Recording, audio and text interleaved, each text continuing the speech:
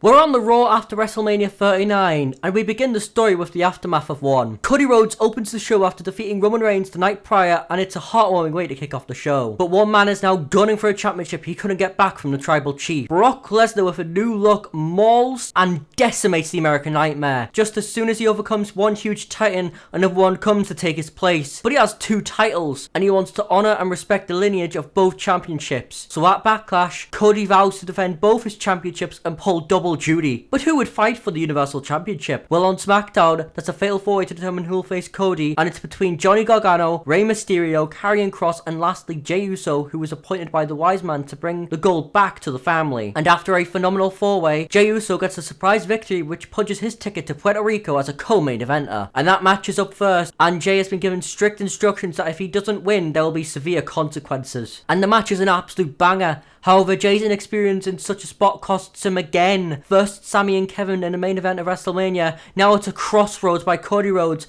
and that's one title defense down. And Paul is visibly concerned backstage, but Brock Lesnar isn't. As up next, Cody has to go through another battle, but it's more fair than expected as Gunter assaults the Beast. He wants a fair main event, and he also wants to become the new conqueror, the new beast of WWE. And with this, the match is an evenly matched war, although Brock is uncertain and seemingly afraid of what to do. He gets nailed with huge maneuvers and eventually is defeated. Rhodes has retained his championships, but following Backlash, 2 turns into 1 and the gold goes to blue as Cody is now the undisputed Universal Champion, represents SmackDown. But there's one man who isn't finished with Cody Rhodes, and that man has a family behind them, as the Bloodline have set their sights on capturing all the gold. Thus, over the coming weeks, the Bloodline are at war with Cody, Kevin and Sami, which culminates at Night of Champions with all the gold on the line. But what comes before gold? Family. And with the Superkick heard all around the world, Cody Rhodes retains his championship, but he isn't done there. And on the following SmackDown, he issues a challenge to a rising star, Matt Riddle. And as usual, the match is outstanding, with Riddle showcasing his talents and Rhodes proving to be a hell of a workhorse. However, in the end, Rhodes once again retains his undisputed Universal Championship. But after the match, Rhodes grabs the microphone and gives a challenge to a man who has been continually screwed out of a fair Universal Championship match. And that man is Kevin Owens. Although he does also comment on the new world champion Seth Rollins, Kevin hasn't received a fair opportunity since prior to lockdown. Owens comes out and immediately accepts the offer, whilst also promising Cody that it's time his story will be finished. So the match is set for Money in the Bank, and do I even need to say it? Well, I will anyways. It was phenomenal. Owens brings a ruthless side out of him out of pure desperation to become champion. However, at the end of the day, Cody nailed 2 crossroads which puts an end to Kevin Owens' dream to become world champion once again. But one man's dreams aren't over yet, as when the show is about to go off air, a beast makes a statement. However, the SmackDown general manager Nick Aldis believes someone new deserves an opportunity against Cody Rhodes, so it's decided that after their incredible performances in the Money in the Bank ladder match, Ricochet, Logan Paul and LA Knight all compete in the main event to see who will challenge Cody Rhodes at SummerSlam. But the match is thrown out. Brock Lesnar annihilates everyone and even injures the megastar. So Nick Aldis makes it official. Cody Rhodes versus Brock Lesnar versus Ricochet versus Logan Paul for the undisputed Universal Championship. And the Beast is dominating the matchup as he's sending Ricochet and Logan Paul to Jupiter for a nice relaxing weekend of Suplex City. But Ricochet and Cody are fighting together as a united front.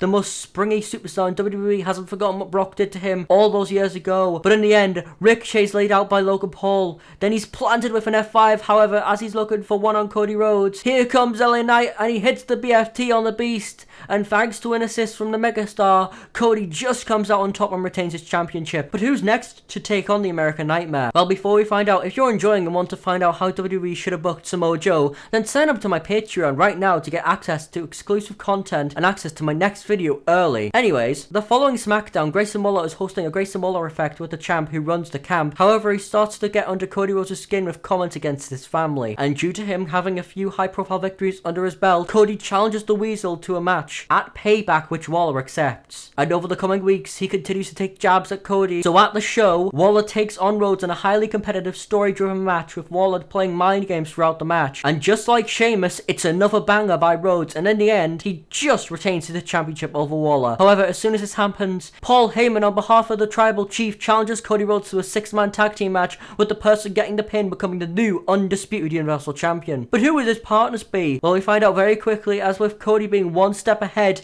LA Knight and John Cena come out to assist Rhodes. Although he didn't know the championship would be on the line, he still accepts the challenge. And leading into Fastlane, all 6 men beat the holy hell out of each other and shows how much they hate each other, with no one other than Roman Reigns having the clear advantage over John Cena. So at Fastlane, the 6-man tag team match occurs, and just like the build-up, it's absolute carnage. Whilst the Bloodline all agrees to Roman getting the pin, the babyface team aren't so sure. LA Knight wants to win his first WWE Championship, Cena wants a 17th, and Rhodes wants to retain. However, in the end, Cody pins Jimmy with a crossroads and retains. But they aren't done with each other yet, and due to everyone's motives, Nick Aldis announces a four-way between Roman, John, LA Knight, and Cody, so that no one can hold back during the match. So at Crown Jewel, the match is set, and it's a phenomenal showcase for LA Knight, as he is the star of the show, although in the end, Rhodes once again pins Roman after they all fought off the Bloodline. But what's next for the American Nightmare? Well, we find out very quickly as Randy Orton has returned, but he instantly shows his true colours and immediately RKOs Cody Rhodes. All the history between these two men, and Randy can't get over the fact that Cody took his spot. So at Survivor Series, the match is set, and unfortunately, or fortunately, depending on how you look at it, Randy Orton defeats Cody Rhodes with a punt kick to become the new undisputed Universal Champion. But of course, Cody would still feud with the Viper following this, but the main program for WrestleMania would be Randy vs Cena, Rock vs Roman, and Cody holding an open challenge which can be answered by Jacob Fatu, who can be the newest member of the Bloodline.